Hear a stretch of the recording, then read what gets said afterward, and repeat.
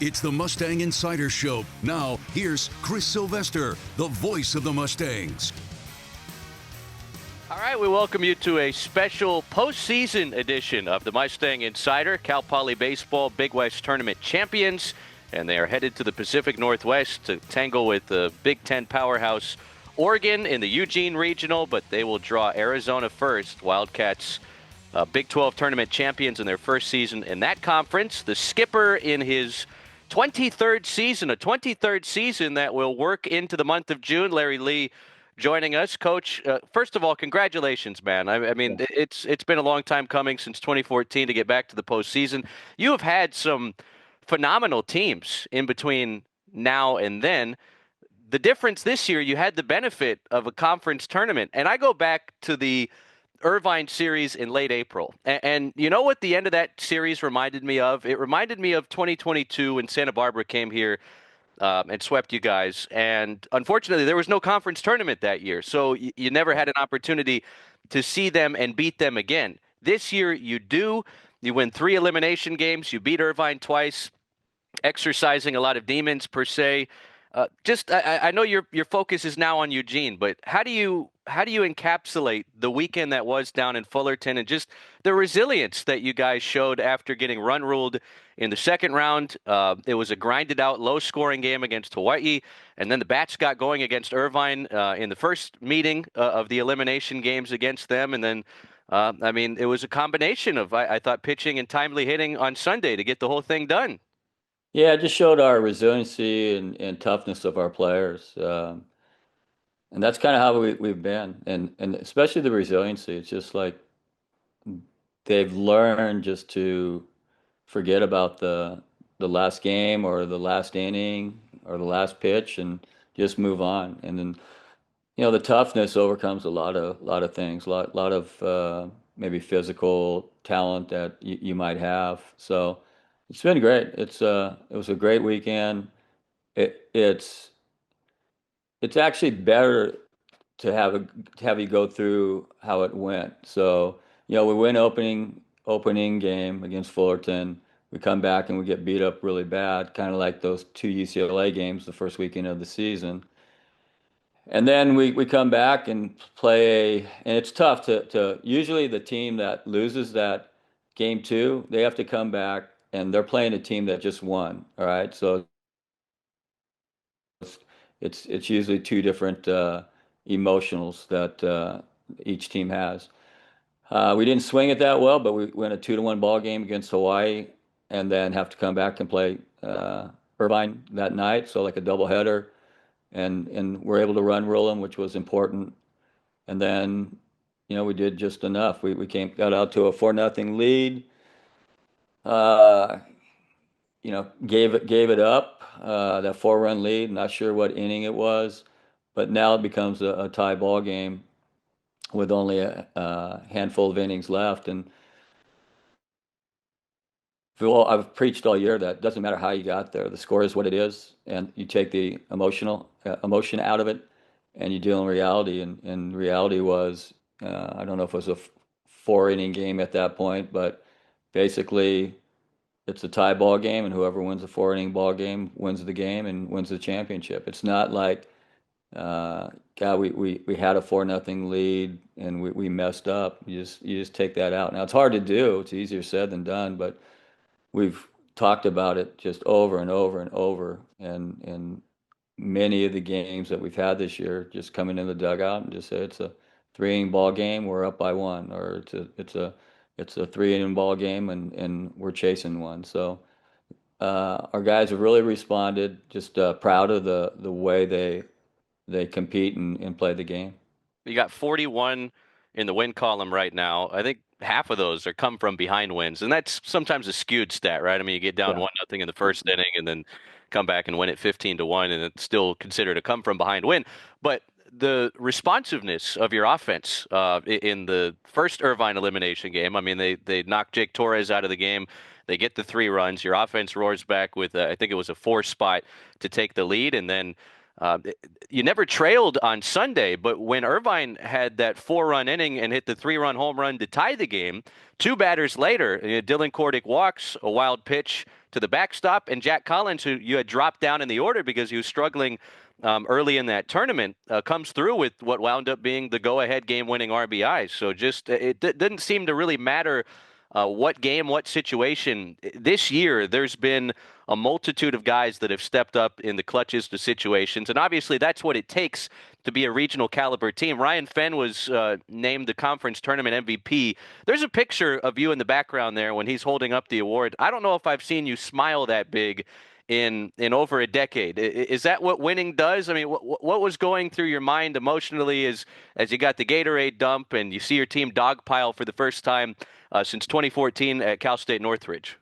I was just happy for our players. Yeah, for me, it's kind of believe it or not, it's kind of a different feeling. It's just like, so it's almost like a numbness. I don't think about it, just thinking about what lies ahead and, where we're going to go, how we're going to prepare, and do we have to do anything differently, with the roster that we have. So, yeah, I was excited for more on the Hawaii win. Like there was some emotion in the dugout for different reasons. And the the championship game, sorry, all right, we we win the game, it's over, and now let's get to the next page, and next page was finding out where we're going to go and start preparing for those players, because your ultimate goal is still much higher. But the the team chemistry, the closeness, the uh, so many individual um, uh, just individual performances by our players. So yeah, you only get so many like all tournament team guys, but there's probably like six guys I can think of. Like you had Fenn and Daudet, you had Casey Murray Jr., who had 2 home runs and a triple and like 8 RBI. You had Moreno that came in through 6 and a third out of the pen to beat I don't know if it was Hawaii or whoever it was. You had Downs the next game that comes in, throws 6 and a third to beat Irvine. And then you have Ness that started the first game that that he beats Fullerton. And so you would like going into those tournaments, 14 double elimination. You really want to win the first 2 games, and then you can win it in 3 or 4.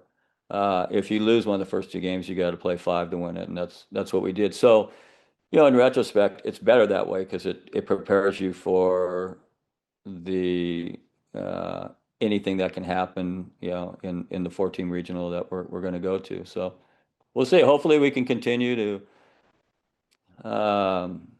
swing the bat. I think that's been our mainstay the entire season. Our offense has really kind of won us a lot of games, and it takes the pressure off of the pitchers. And because if you don't have a good offense, then it's kind of a struggle. And so that's what we're looking at. We still got to shore up our bullpen a little bit, and our three starter. We're pretty good all around there, but it'd be nice to get contributions from another pitcher or two.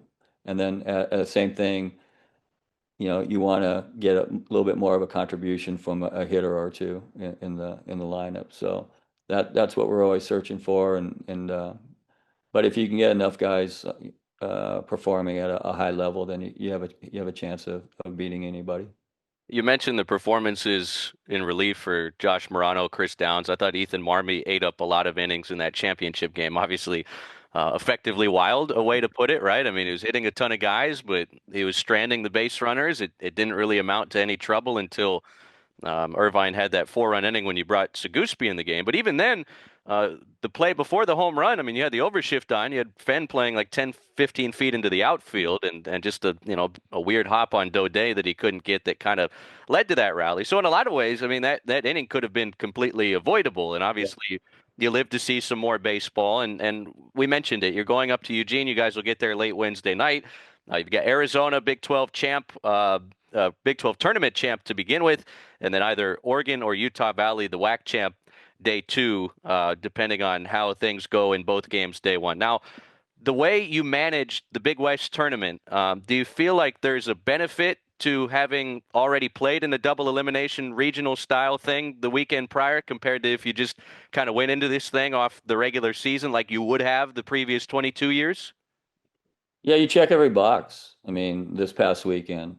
So anything that could happen happened. You got run rolled and you overcame it. You had to play two games in one day. You overcame it. You had to play a one-run ball game and you checked that box. It's just like it's that's why I say it really prepares you for the next week.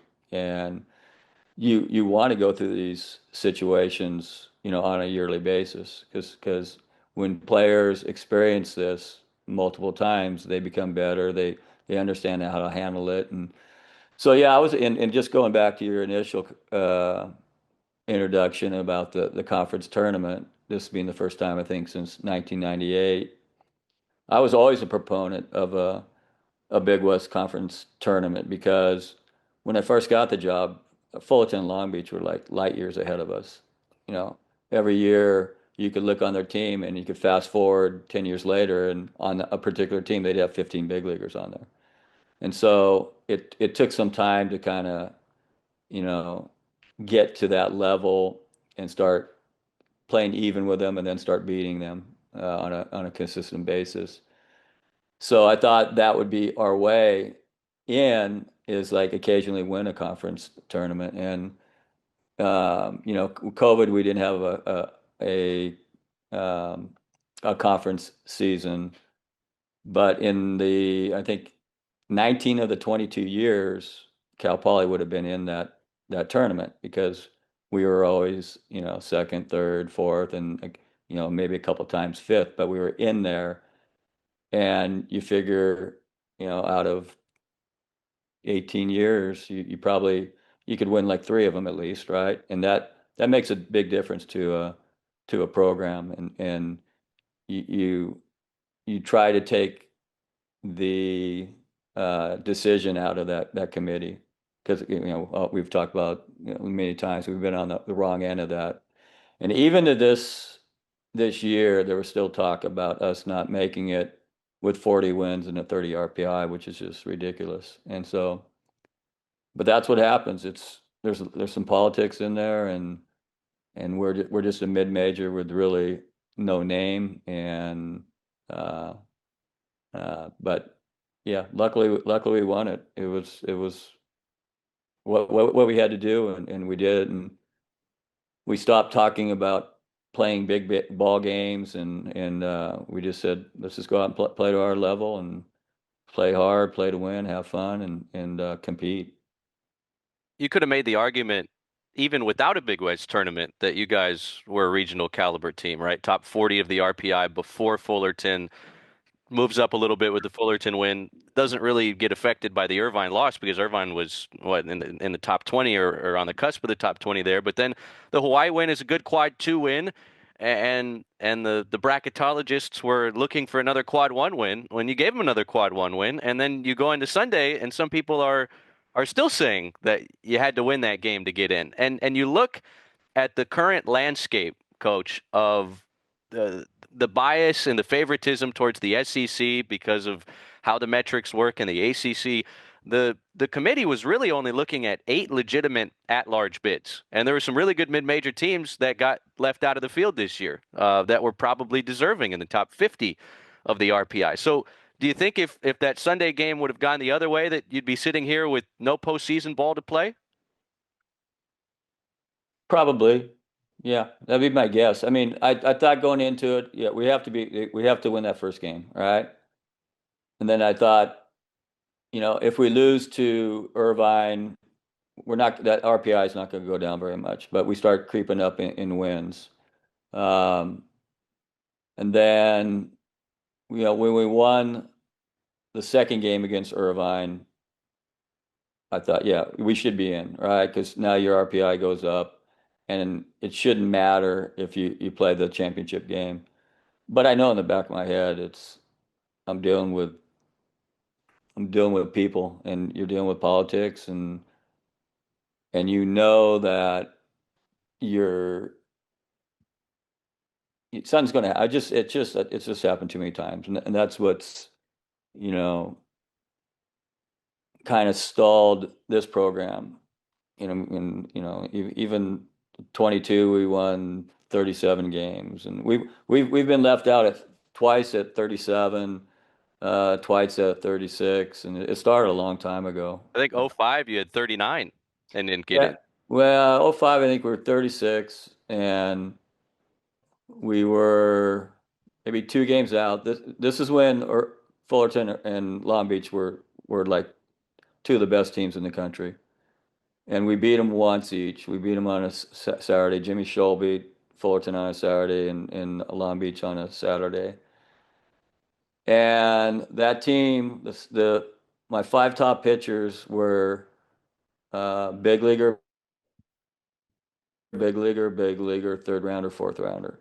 And I had a player of the year that was a catcher, and I had quality guys at each position, and we were good.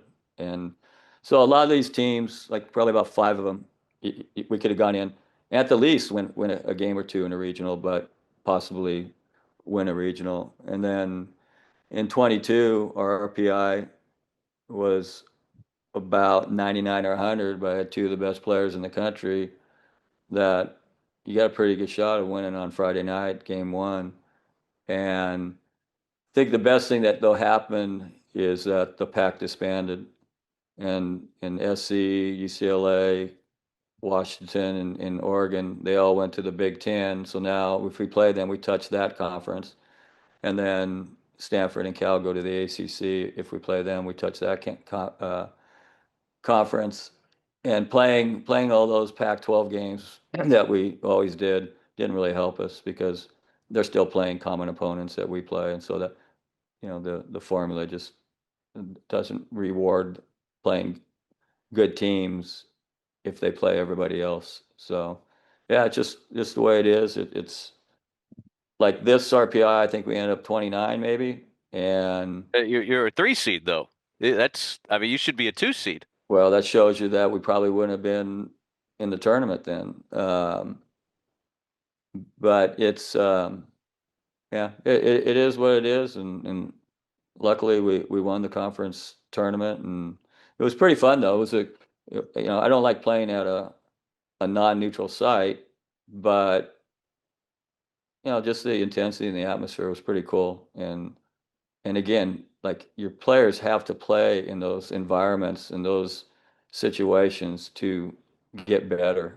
And, you know, they'll be better for it this weekend, but, if they ever experience that competition or just experience um,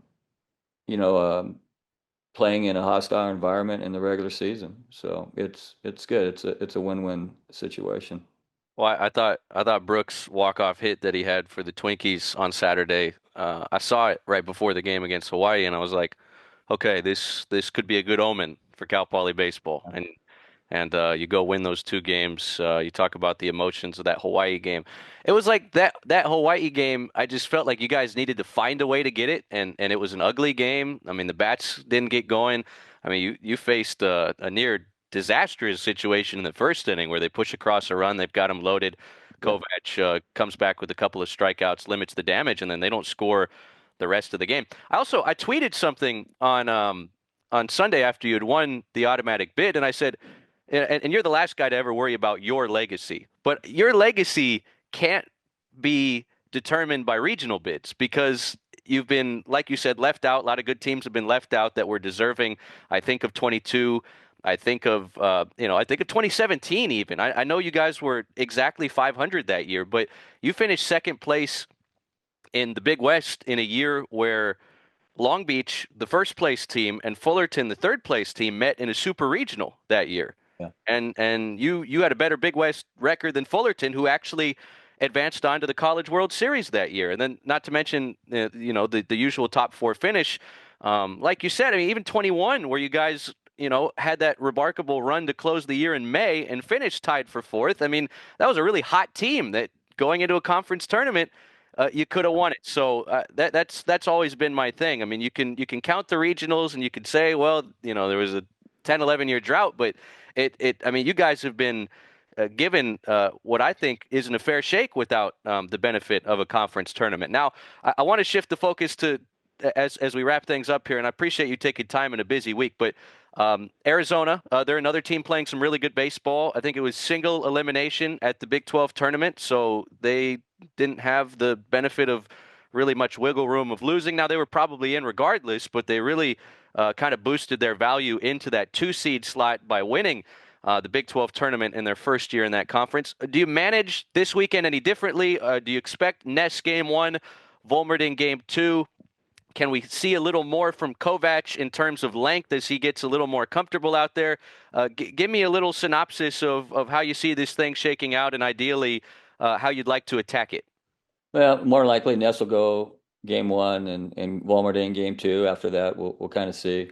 We'll see what relievers we've had to use. We'll just see who our opponent is. But game 1 is really the only thing we're thinking about, and we're still a ways away from getting enough the scouting. It takes a while, but you got to take care of that before you get to game 2, because there's possible 2 opponents that you could play for your second game. So yeah, Arizona's good, and they're hot. Their pitching has been really good, especially in that Big 12 tournament, and they got some guys that can swing the bat. So it's going to be a high end opponent that we play.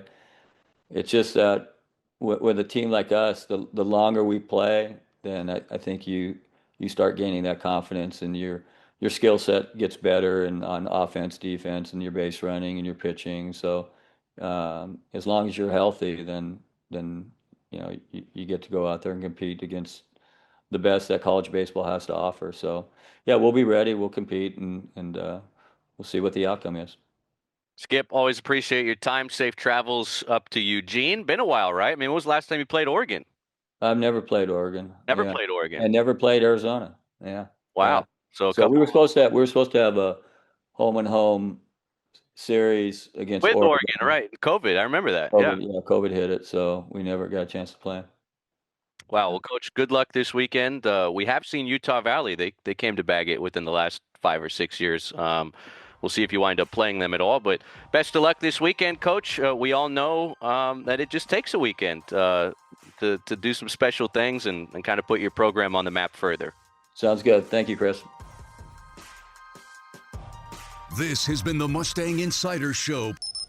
The preceding has been a Learfield's presentation on the Cal Poly Sports Network.